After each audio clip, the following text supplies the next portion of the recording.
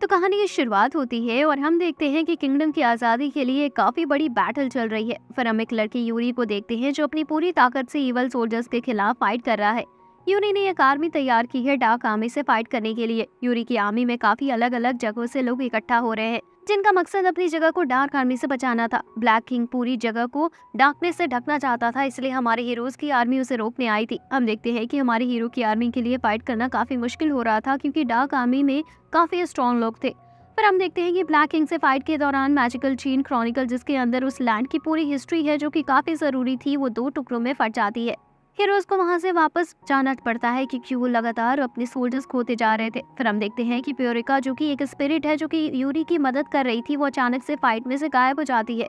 Heroes काफी ज्यादा घायल हो चुके थे और यूरी खासकर काफी घायल दिख रहा था। उन्हें किसी नए प्लान की जरूरत थी, लेकिन अब पहले ही काफी देर हो चुकी थी। ब्लैक किंग की जीत होती है और वो पूरी जगह को डार्कनेस से कवर कर देता है। हालांकि अभी हीरोज की पूरी तरह से उम्मीद नहीं टूटी थी क्योंकि हम एक लड़के एरम को देखते हैं जो कि एक विलेज में रहता है और काफी नॉर्मल जिंदगी गुजार रहा है। हालांकि तभी कुछ ब्लैक सोल्जर्स उसके विलेज में आकर लोगों को परेशान करने लगते हैं, पर एरम से ये देखा नहीं जाता और वो उनसे लड़ने अकेले ही पहुंच जाता है। तभी यूरी और उसके दोस्त वहां भी पहुंच जाते हैं और एरम की मदद करने लगते हैं।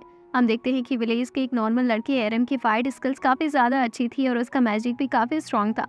यूरी भी ये चीज देखता है कि एरम के फाइटिंग स्किल्स काफी ज्यादा अच्छी है। सोल्जर्स को हराने के बाद यूरी और एरम एक दूसरे से मिलते हैं, लेकिन यूरी उसे अपने दूसरे दोस्तों से मिलवाता है। इससे पहले एरम बेहोश हो जाता है। फिर हमें पता चलता है कि काफी ज्यादा मैजिक यूज करने की वजह से एरम की बॉडी एनर्जी पूरी तरह से खत्म हो गई है और एरम बेहोश हो गया है। उसी रात एरम को होश आता है और वो देखता है कि पूरा ग्रुप एक साथ बैठकर डिनर कर रहा है। फोना, जिसके पास काफी अच्छी हीलिंग एबिलिटी है, उसने सभी के लिए खाना बनाया है। हालांकि किसी को भी खाना ज्यादा पसंद नहीं आता, पर वही एरम को वही फूड काफी अच्छा लगता है। लेकिन तभी चेन क्रॉनिकल में से काफी सारी डार्क एनर्जी निकलने लगती है और फोना काफी मुश्किल से एरम की मदद के बाद उसे रोक पाती है। फिर डार्क एनर्जी रुकती है और उन्हें पता चलता है कि उनके स्पिरिट दोस्त प्यूरिका अभी भी जिंदा हो सकती है। फिर वो उनके काफी मदद आ सकती है, जिसके बाद अब उनका पहला मिशन यही था कि उन्हें प्योरिका को ढूंढना है। फिर एरम और यूरी दोनों कुछ बातें करते हैं और यूरी एरम को उनका ग्रुप ज्वाइन करने का ऑफर देता है, पर एरम थोड़ा हिचकिचाता है क्योंकि उसने हमेशा से अकेले ही फाइट की है। पर यूरी एरम को समझाता है कि दोस्तों का होना इतना जरूरी क्यों होता है और मुश्किल भी आसान हो जाती है दोस्तों के होने से। यूरी की ये बातें सुनकर एरम भी उसका ग्रुप ज्वाइन करने के लिए मान जाता है और ब्लैक किंग को हमेशा के लिए हराने का डिसाइड करता है। नेक्स्ट डे सभी एक सिटी में पहुंचते हैं जहां से वो ब्लैक आर्मी से फाइट करते हैं और उस सिटी के लोगों को मदद करते हैं। एरम सभी को अपनी फाइटिंग स्किल्स सिखाता है और अपनी मैजिक की मदद से सभी के वेपन अपग्रेड कर देता है, जिससे सभी को काफी मदद मिलती है। फिर हम ग्रुप के एक मेंबर बैकहार्ट से मिलते हैं जो कि रॉयल नाइट्स में से एक है और यूरी के ग्रुप के साथ काफी टाइम से है। बैकहार्ट को प्रिंसेस जूलिया से ग्रुप के हमेशा साथ रहने और फाइट करने का काम मिला था क्योंकि जूलिया खुद हर जगह जाकर ग्रुप के लिए दूसरे मेंबर ढूंढती है। बैकहार्ट काफी गुस्सा रहता है क्योंकि उसे ऐसा लगता है कि वो आज तक भी ग्रुप में सही से किसी के साथ जुड़ नहीं पाया। हालांकि फिर भी उसे प्रिंसेस के ऑर्डर मानने ही पड़ते हैं। यूरी के बेस्ट फाइटर में से एक डस्टी एरम को उसकी एक बेस्ट स्वॉर्ड देता है और उसके साथ फ्रेंडशिप करता है, जिसके बाद प्रिंसेस जूलिया ग्रुप के लिए मेंबर्स की तलाश में अपने रास्ते निकल जाती है और बाकी ग्रुप अपने दूसरे मिशन पर निकल जाता है। परेशानी तब शुरू होती है जब डार्क आर्मी की एक सोल्जर एर्नस बैकहार्ट के पास आती है और उसे उसी लोगों के खिलाफ भड़काने लगती है। बैकहार्ट अपने आप को रोकने की कोशिश करता है, पर न चाहते हुए भी एर्नस की बातों में आ ही जाता है, जिसके बाद बैकहार्ट एक डीमन में बदल जाता है और एरम और बाकी साथियों पर अटैक करने लगता है और एक बैटल के बाद बैकहार्ट गायब हो जाता है। और फिर यूरी प्रिंसेस जूलिया को बताती है कि बैकहार्ट के साथ क्या हुआ।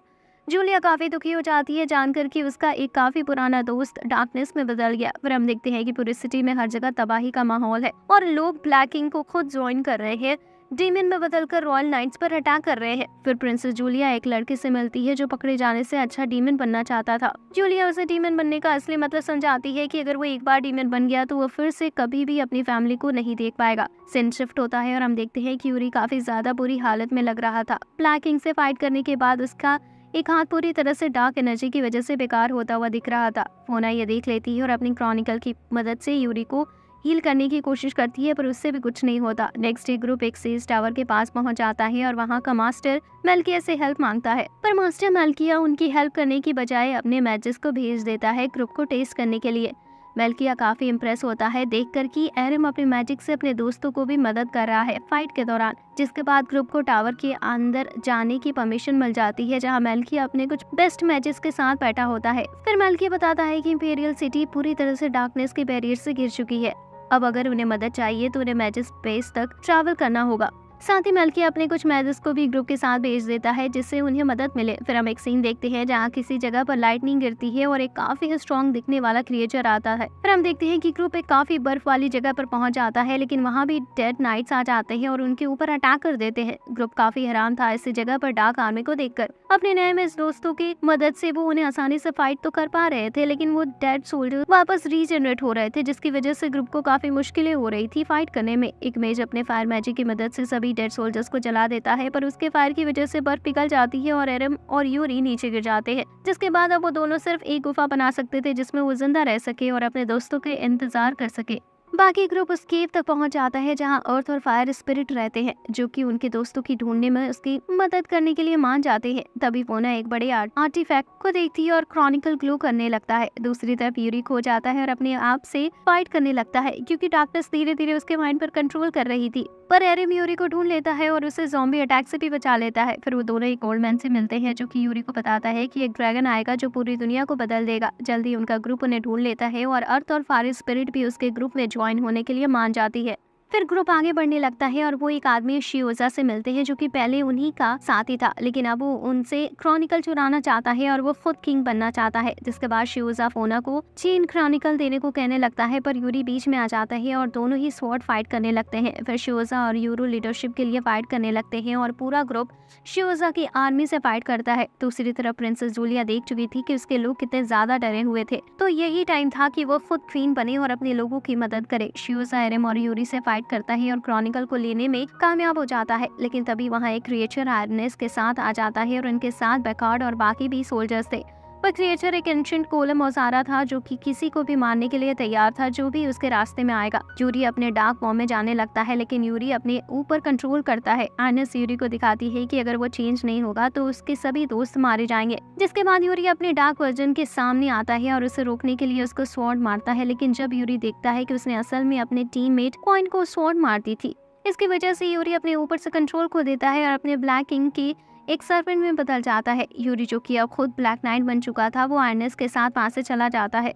दूसरी तरफ अब प्रिंसेस जूलिया क्वीन बन चुकी थी। उसी रात हम देखते हैं कि मरीना अपने मैजिक से कॉइन को हील करने की कोशिश कर रही थी और फोना और एरम काफी क्लोज आते जा रहे थे। फोना काफी दुखी दिख रही थी जो भी यूरी के साथ हुआ उस वजह से, लेकिन एरम बताता है कि उनके पास अभी जीतने का मौका है, उन्हें सिर्फ स्पिरिट आइलैंड तक पहुंचना है और प्यूरिका को ढूंढना है। हम देखते हैं कि जूलिया को यूरी के बारे में न्यूज मिलती है और वो अपने लोगों को बचाने के लिए अपने पुराने दोस्तों से भी फाइट करने के लिए तैयार थी। दूसरी तरफ ग्रुप स्पिरिट आइलैंड तक पहुंच जाता है और यूरी जो कि अब ब्लैक नाइट है वो भी स्पिरिट आइलैंड में आता है। पूरा ग्रुप आइलैंड पर देखता है हर तरफ तबाही मची हुई है और फिर वो ब्लैक सोल्जर से फाइट करने लगते हैं। ग्रुप को कैसे भी इग्नू तक पहुंचना था और वो वहां से निकलने में भी कामयाब हो जाते हैं, पर रास्ते में उन्हें यूरी मिल जाता है और एरम यूरी से फाइट करने लगता है। फिर काफी मुश्किल बैटल के बाद एरम और फोना यूरी से बचकर निकलने में भी कामयाब हो जाते हैं। जिसके बाद एडमिनिस्ट्रेटर उन्हें फॉरेस्ट के डीप ले जाता है जहां वो देखते हैं कि कैसे यूरी ने ब्लैक किंग से फाइट की थी और कैसे उसने काफी मुश्किल ट्रेनिंग की थी किंग से जीतने के लिए। पेरिका उन्हें बताती है कि यूरी जरूर वापस आएगा। कैनिकल यूरी को रोकने की कोशिश करता है और यूरी उसे भी डार्कनेस से इफेक्ट कर देता है। यूरी और फोना आइलैंड से निकल जाती है और दोनों ही अपना मिशन जारी रखते हैं। एरम और फोना रेगिस्तान वाले सिटी में आ जाते हैं म्यूजिका की तलाश में, जो कि इतनी स्ट्रॉन्ग है कि अपनी आवाज से ड्रैगन को भी उठा सकती है। फिर फोना म्यूजिका को ढूंढने जाती है और एरम जूलिया के साथ दोस्ती करने जाता है, पर शिवजा वहाँ जूलिया की जगह छीनने की कोशिश कर रहा होता है क्योंकि उसके हिसाब से जूलिया क्वीन बनने के लायक नहीं है। लेकिन तब की वहाँ डार्क आर्मी आ जाती है और शिवजा गोलम अजारा से फाइट करता है और जूलिया अपने पुराने दोस्त पैकार्ड से फाइट करती है। एरम भी उनकी पूरी मदद करने की कोशिश कर रहा होता है, लेकिन वो सभी मिलकर भी डार्कनेस से जीत नहीं पा रहे होते। पर तभी एरम का छोटा पेट फ्लो एक बड़े गार्जियन ड्रैगन में ट्रांसफॉर्म हो जाता है, जिससे डर कर सभी डार्क सोल्जर्स वहां से भाग जाते हैं। जिसके बाद वो सभी अपनी आखिरी तैयारी करने लगते हैं ब्लैक किंग पर अटैक करने के लिए और तो फायर स्पिरिट भी उनका साथ देने के लिए आ जाती है। फोना भी म्यूजिका और उसके फ्रेंड्स के साथ आ जाती है और मैजिस फ्लाइंग अटैक करने के लिए उनकी मदद करते हैं। हालांकि हालत खराब होती जा रही थी क्योंकि ब्लैक किंग हर जगह अपनी डार्क एनर्जी भेज रहा था, यहाँ तक कि हमारे हीरो भी सेज टावर पर सेफ नहीं थे। उसी रात बैकार्ड सेज टावर पर आ जाते हैं और सभी से फाइट करने लगता है, लेकिन उसे फायर पॉल से हरा दिया जाता है और वो वहाँ से चला जाता है। जिसके बाद फाइनल बैटल शुरू होती है और हमारे हीरोज फाइट करने लगते हैं।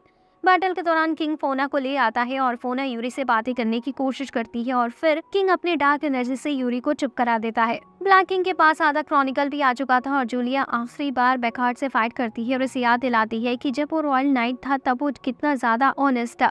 लेकिन फिर जूलिया पैकार्ड को हरा देती है और पैकार्ड मर जाता है। एरम यूरी से फाइट कर रहा होता है, लेकिन वो नहीं चाहता था कि वो अपने दोस्तों को मार दे, इसलिए एरम यूरी को याद दिलाने की कोशिश करता है कि वो असल में कौन है, पर उससे कुछ होता नहीं है। तभी वहाँ बाकी के ग्रुप मेंबर भी आ जाते हैं और सभी अपने ग्रुप लीडर और अपने दोस्तों से फाइट के लिए तैयार थे। सभी मिलकर यूरी को हराने में कामयाब हो जाते हैं और वो उसका हार्ट रीस्टोर करने में भी कामयाब हो जाते हैं, जिससे यूरी वापस नॉर्मल हो जाता है। जिसके बाद सभी यूरी के साथ मिलकर ब्लैक किंग से फाइट करते हैं। फोना अपना सेक्रीफाइस देने का डिसाइड करती है और क्रॉनिकल की सारी डार्क एनर्जी अब्जॉर्ब करने लगती है। जिसके बाद एरम और यूरी दोनों मिलकर ब्लैक किंग को हराते हैं और सारी डार्क एनर्जी को खत्म कर देते हैं।